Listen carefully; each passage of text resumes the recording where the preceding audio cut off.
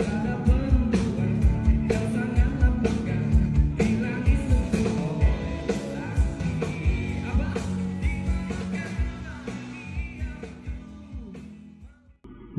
Jokowi dan krisis demokrasi.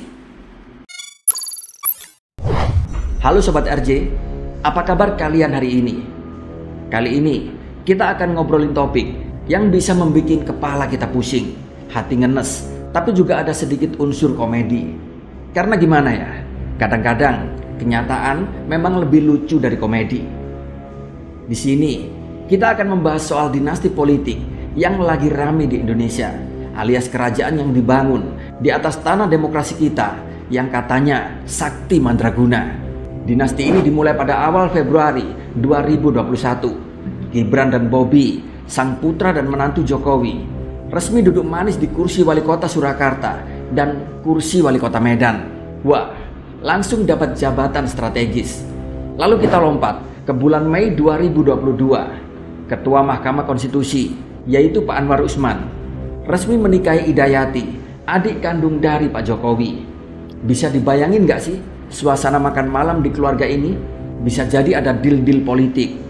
Mungkin saja begini obrolan yang terjadi di meja makan. Adik ipar, gimana kalau besok saya mau usul revisi hukum? Mungkin bisa jadi seperti itulah obrolan ringan di meja makan. Tenang saja Pak Jokowi, semua bisa diatur. Dan belum selesai di situ. September 2023, Kaisang yang sebelumnya cuma kita kenal sebagai juragan pisang goreng, tiba-tiba tidak ada hujan, tidak ada angin, tiba-tiba masuk PSI. Di sini Kaisang bukan cuma jadi anggota biasa, tapi langsung menjadi ketua umum partai. Walaupun sih ada proses menjadi kader dulu selama 2 hari. Coba kita bayangin, baru 2 hari menjadi anggota, sudah langsung diangkat menjadi bos besar. Dan ini saya rasa bukan cuma nepotisme biasa. Freelid Kaisang ini sudah masuk level ultimate nepotisme. Kok bisa-bisanya ya? Baru pegang kartu anggota 2 hari, gak punya kapabilitas, gak punya kredibilitas, minim literasi politik, minim pengalaman lagi, udah langsung duduk di singgasana. Nah, makin kesini drama ini makin kian seru. Di November 2023, ketika putusan MK nomor 90 meloloskan Gibran si anak sulung Jokowi untuk maju menjadi wakil presiden. Padahal kita semua tahu umurnya masih belum 40 tahun. Dan siapa yang mengetuk palu?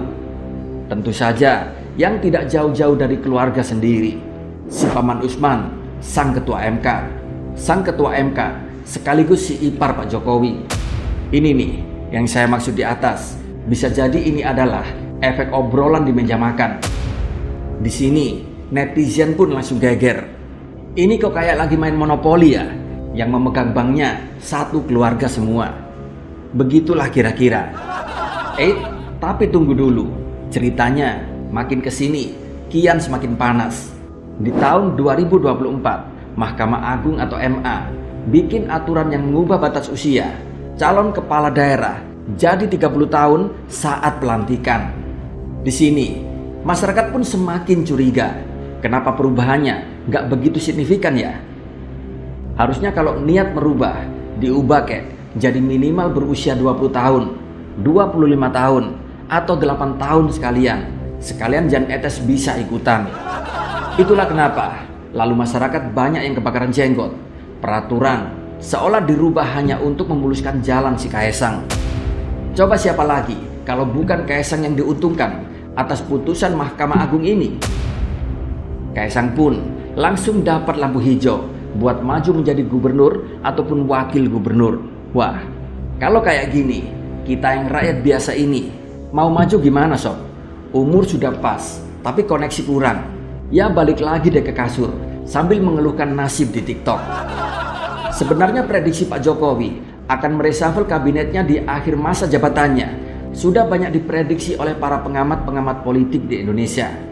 Pak Jokowi pasti akan mereshuffle kabinet untuk semakin menguatkan cengkeraman kuku-kuku tajamnya. Dan ternyata benarlah prediksi ini. Reshuffle kabinet yang dilakukan oleh Pak Jokowi di Agustus 2024 di sini menjadi bukti nyata gimana sebuah dinasti semakin kuat, yaitu dengan menunjuk Supratman Andi Aktas sebagai Menteri Hukum dan HAM. Lalu sehari setelahnya, MK pun menganulir putusan MA tentang soal batas umur. Di sini pun rasa-rasanya kayak kita semua lagi menonton sebuah sinetron, dan ini bukan sekedar sinetron biasa, tapi yang ceritanya berbelit-belit dan penuh dengan plot twist yang bikin gergetang. Namun yang lebih bikin kita ngakak sambil nangis adalah ketika DPR dan Menkumham bersama-sama sepakat untuk mengabaikan putusan MK dan lebih memilih pakai putusan Mahkamah Agung. Lalu, apa yang terjadi selanjutnya? Ambang batas 20% diputuskan dalam revisi Undang-Undang Pilkada. Di sini artinya, partai terbesar di parlemen pun, yaitu PDI Perjuangan, partai yang telah membesarkan nama Pak Jokowi, terpaksa terancam gak bisa mengusung calon di Jakarta.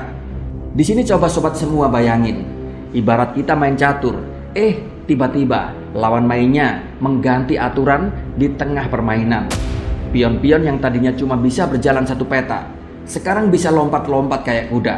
Aduh, kok rasanya rel demokrasi kita makin kesini, makin menuju ke laut ya? Dan di sini kesimpulannya, dalam satu dekade terakhir ini, kita melihat bagaimana seorang Pak Jokowi berhasil membangun dinasti politik yang kuat, terstruktur dan sistematis. Tapi nyaris gak ada oposisi yang bisa menghadang. Dari yang awalnya pedagang mebel, sekarang dijuluki Raja Jawa, yang kekuasaannya nyaris mutlak tak terbatas. Mungkin yang jadi pertanyaan kita saat ini, apakah kita ini masih berada di negara demokrasi? Atau sudah bergeser ke era kerajaan modern, di mana hukum dan aturan bisa dipermainkan sesuka hati? Jadi Sobat RJ dimanapun kalian berada, apa pendapat kalian soal dinasti politik yang sedang kita alami saat ini? Jangan lupa untuk tinggalkan komentar di bawah ya.